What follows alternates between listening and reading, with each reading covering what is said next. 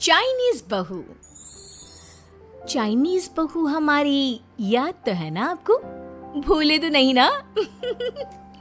हाँ भाई, थोड़ी देर में ही सही, लेकिन चाइनीज बहू की कहानी आ ही गई। क्या हो रहा है ये देश में?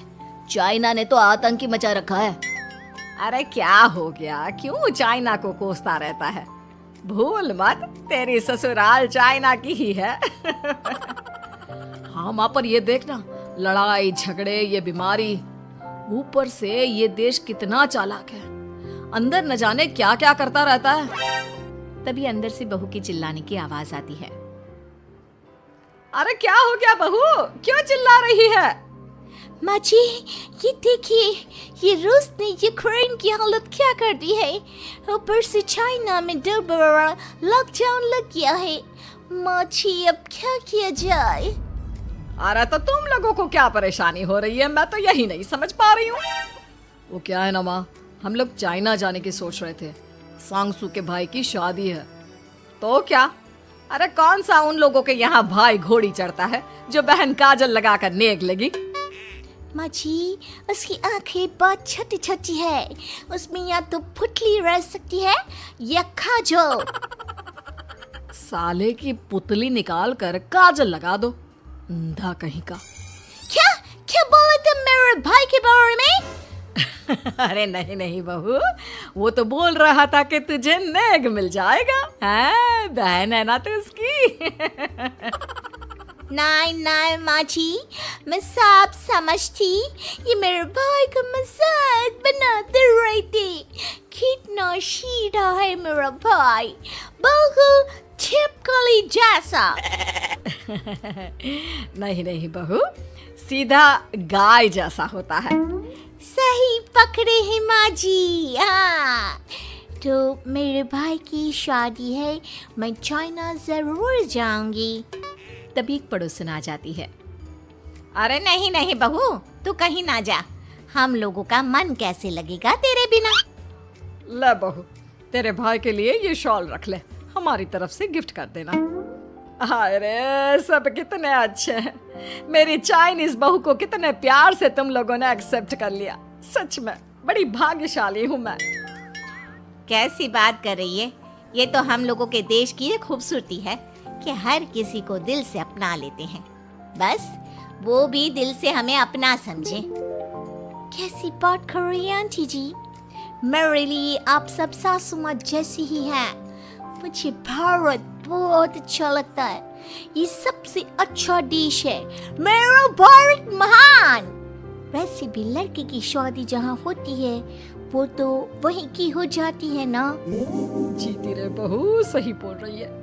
औरत तो होती ही पानी की तरह है, जो जहाँ जैसे रखे वैसी ही शेप ले लेती है। आंटी जी, ये थोड़ा सा ज्यादा हो गया, समझ नहीं आया। नो प्रॉब्लम, मैं चाय बना कर लाती हूँ। फिर क्या, वो दिन भी आ जाता है जब बेटे बहू को चाइना जाना पड़ता है। वहाँ जाकर बहू का भाई कहता है, मेहरबान आ गए, मेहरबान आ गए। मैंने सबको बोला कि सब हिंदी में बात करेंगे, नहीं तो बहन नाराज हो जाएगी। थैंक्स बॉय, हिंदी मेरी भाषा है, आप मुझे उसमें बात करना अच्छा लगता है।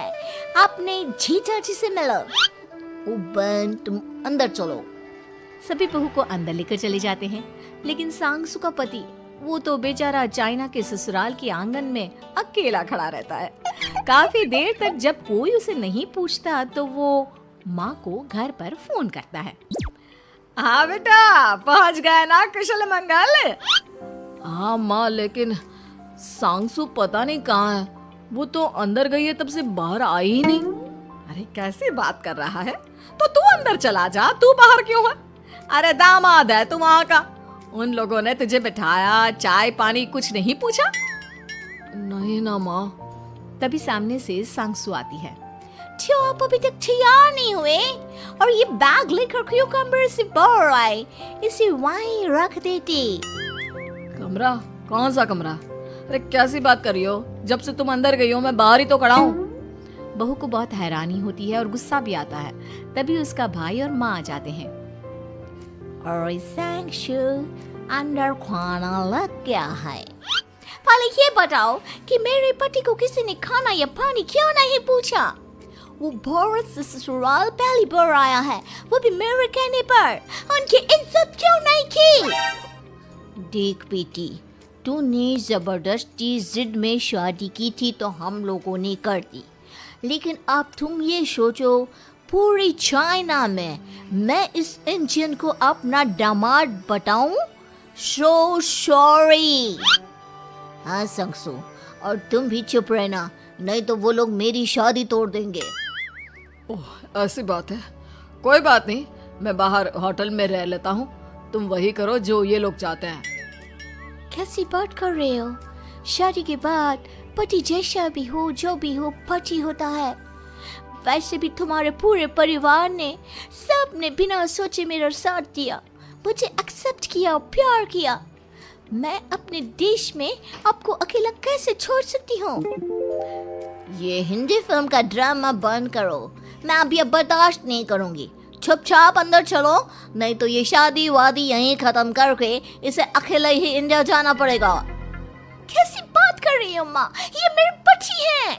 है नहीं था, हम लोगों ने यहाँ वकील को बुला लिया है, जिसके बाद अब तेरा तलाक करा के हम यहाँ के चाइनीज लड़के से तेरी शादी करा देंगे। अरे कैसी बात कर रहे हो? हम तो यहाँ तुम्हारी शादी के लिए आए थे। नहीं नहीं, मैं सांगसू के बिना नहीं रह सकता हूँ। हाई वोल्टेज ड्रामा होने के बाद से ही सारा माहौल खराब हो जाता है कि तभी एक लड़की आती है। मैंने सारा इंतजाम कर दिया है, सांगसू की शादी का मंडप परसों लग जाएगा। तब तक इसके पति को कमरे में बंद कर देते हैं। सभी सांगसू के पति का हाथ बांधकर उसे कमरे में बंद कर देते हैं। ये क्या कानूनी है? आप लोग मेरे पति के साथ ऐसा नहीं कर सकते हैं। मैं किसी से शादी नहीं करूंगी, ये साफ बात है। पहले मैं अपनी शादी करूं, फिर तेरी भी शादी करवा दूंगा। सब कुछ तय हो जाता है, भाई की शादी हो जाती है। फिर वो दिन भी आ जाता है जब सांगसू की शादी वो लोग जबरदस्ती करने के लिए उसे मंडप पर ले जाते हैं। ऐसा मत करो, ये मेरी बीवी है। मैं किसी से शादी नहीं करूंगी। कैसे नहीं करेगी शादी? शादी तो तेरा बाप भी करेगा। हो, मैं करूंगा शादी। प्लीज कोई मेरी शादी किसी अच्छा औरत से करवा दे। चुप, बिल्कुल चुप। फिर माँ सांगसू और उसके पति से कहती है, तुम लोगों का बच्चा मेरी कैद में है। अगर तुम लोगों ने कोई भी होशियारी की तो मैं इस बच्चे को मार दूंगी। दोनों माँ का रूप देखकर हैरान हो जाते हैं। बच्चे की खातिर दोनों शांत हो जाते हैं और शादी की रस्में शुरू हो जाती है कि तभी सांगसू की सास पुलिस के साथ आ जाती है। माँ, सरसू माँ आ गई, मेरी माँ आ गई। माँ प्लीज हम लोगों को बचाकर वापस ले चलो। पुलिस सभी को गिरफ्तार कर लेती है। बेटी के बच्चे को मारने की धमकी तो कोई चुड़ैल ही दे सकती है। अरे तो ये चुड़ैल ही तो है। ये सही बोल रहे हैं, ये औरत किसी चुड़ैल से कम नहीं है। तभी उन लोगों का बच्चा भी आकर सांगसू के गले लग जाता है। माँ, तू सही समय पर आ गई, लेकिन तुझे कैसे पता चला कि यहाँ ये सब हो रहा है? बेटा, ये चाइनीज लोग ना होते ही धोखेबाज हैं। इन लोगों पर मुझे भरोसा नहीं था, इसलिए मैंने तेरे फोन को हमेशा के लिए मेरे फोन से अटैच कर दिया था, जिससे तेरे आसपास होने वाली सारी बात मैं सुनती रहूं। उस दिन भी मेरी तेरी बात हो रही थी तो तेरा फोन ऑन था, मैं सब समझ गई थी। मुझे माफ कर दो। नहीं, बिल्कुल नहीं। चलिए माँ जी, इंडिया वापस चलते हैं। आज के बाद मैं यहाँ